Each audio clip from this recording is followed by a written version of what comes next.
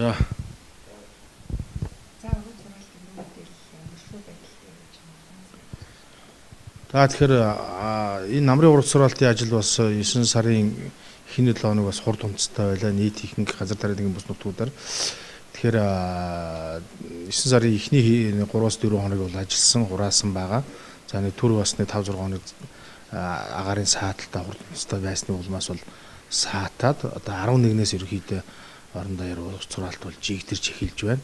За өнөөдөр үр тарианы уран зураалт бол нэг 13 орчим хувьтай явагдаж байна. За төмөсний хураалт бол нэг 12 орчим хувьтай, хүнсний ногоо бол нэг 27 орчим хувьтай бол явагдаж байна. Одоо ингээд ойрын хэдэн өдрүүдэд бас цаг агаар харьцангуй гайгүй байна гэсэн мэдээлэлтэй. Гэхдээ 17-8-ны үеэр бас газар тариалангийн төмөс нутгуудаар хурд унтс орох магадaltaй байгаа. Тэгэхээр энээс өрсөж амжиж тариаланчдын ургацаа бол хурааж дуусгах ийм шаардлагатай байгаа. За энэ талаар бид орон нутагтай хамтарч ажиллаж зөвлөмж хүргэж ажиллаж байгаа. Тэгэхээр яг хүнсний ногооны хураалтын хэмжээ юу гэдэг юм бэ? Одоо нэг яг тодорхой ямар Тэгэхээр хүнсний ногоо бол ерөнхийдөө энэ жилийн ургацын урдсан балансаар нэг 45 орчим үеийг хангана гэсэн ийм тооцоо гарсан байгаа. Тэгээд уран зураалтын дүнгийн дараа бас өөрчлөгдөх магадaltaй. За бид бол ер нь сүүлийн жилүүдэд хүнсний ногооныхын 45-аас 50 орчим үеийг бол за гайгүй сайн уран зураас авсан жилдээ бол нэг 55 орчим үеийг авдаг байгаа. Тэгээд энэ жилийн тухайд гэх юм бол бас цаг агаарын гантай байсан энэ улмаас бол бас 45 орчим үеийг авна гэсэн ийм урцын урдсан баланс гарсан. За өнөөдрийн байдлаар 27 орчим хувьтай хураалт явагдаж байна. За ер нь бол одоо хүнсний ногоочдынхаа бас борлуулалтыг дэмжих үүднээс за намрын уран зураалттай холбоотойгоор бид нар бас Улаанбаатар хотод төвс уран газарт бол ингээд хүнсний ногооны борлуулалтыг дэмжих зорилгоор алтан намар гэж арга хэмжээ зохион байгуулдаг жил болгон. Энэ жилийн алтан намар арга хэмжээ бол энэ 9-р сарын 17-наас 22-ны өдрүүдэд бол Улаанбаатар хотын Мишель Экспо төв дээр болно. Энийгээр бол манай аймагуудын ногоочд энэ дэр шууд борлуулалт хийх юм болцоо нөхцөл байдаг. Энийгээр бас тодорхой хэмжээний борлуулалт бол хийгдэх байж байгаа. Ер нь яг уран зураалт төлөвлөсөн хэмжээндээ явж байгаа яг цавцааны хувьд ямар шүү байдалтай.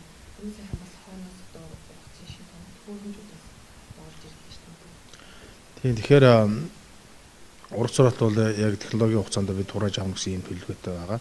За уран зураалтыг одоо цагаагаар гайгүй байх юм бол бид ямар ч 10 сарын 25-ны дотор бүрэн дуусгана гэсэн юм тооцоо судалгаатай байгаа. За уран зураалттай холбоотойгоор ер нь бол техник тоног хөрөмжийн шинжилтүүдийг бид бас тодорхой хэмжээнд хийж үүсгэж байгаа.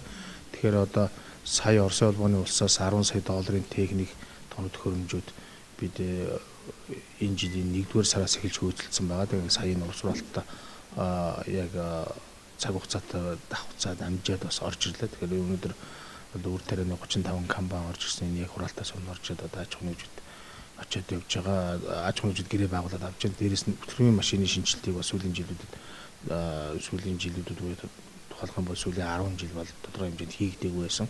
Бүтгэрийн машины шинжилтийг бол хийсэн. Энэ бол бас цаг үеэ олсон юм техник тоног хөрөмжийн шинжилт боллоо гэж тариаланчд бол гэрээ байгуулад аваад явж байгаа. Алтан намар гэдэг үзэсгэлэн болно гэж шүү дээ. Өнгөрсөн жилийн ихтэй ер нь бодлого байх уу?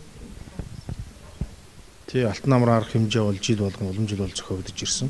Энийгээр бол бид аймаг орон нутгийн ногоочд тариаланчдын одоо бүтээгдэхүүнийг энэ суурин газрын одоо иргэдэд бол танилцуулах, борлуулалт хийх юм зорилготой. Дээрээс нь одоо намар ургацаа хурааж явж байгаа энэ үед бол энэ борлуулалтыг хийдгээр бол онцлог. Тэгээ энэ жил бол өнгөрсөн жилүүдийн одоо түвшинд энэ арга хэмжээ бол явагдана гэж болж байгаа. Урлагийн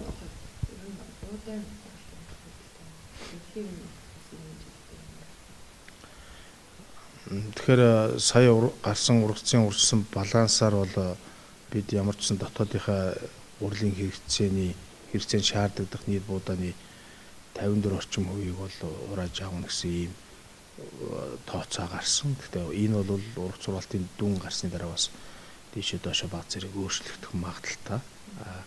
Уран зураалтаа бид дүнгээ засгийн газар танилцуулсны дараа за хэдийн хэмжээний буудад дутагдах нь гэдгийг тооцоо судалгаа гараад энийг бол хүнсний аюул байдлын зөвлөлд танилцуулж за ингэснээр цаашдаа энэ дутагдах хэмжээний буудаг импортоор авах энэ зөвлөмжийг бол хөрвүүлдэг. За энэний дагуу шийдвэр гараад бид энийг бол зохион бүгэнсэгдэж хүмүүлрийн яам квот болгож зохион байгуулдаг.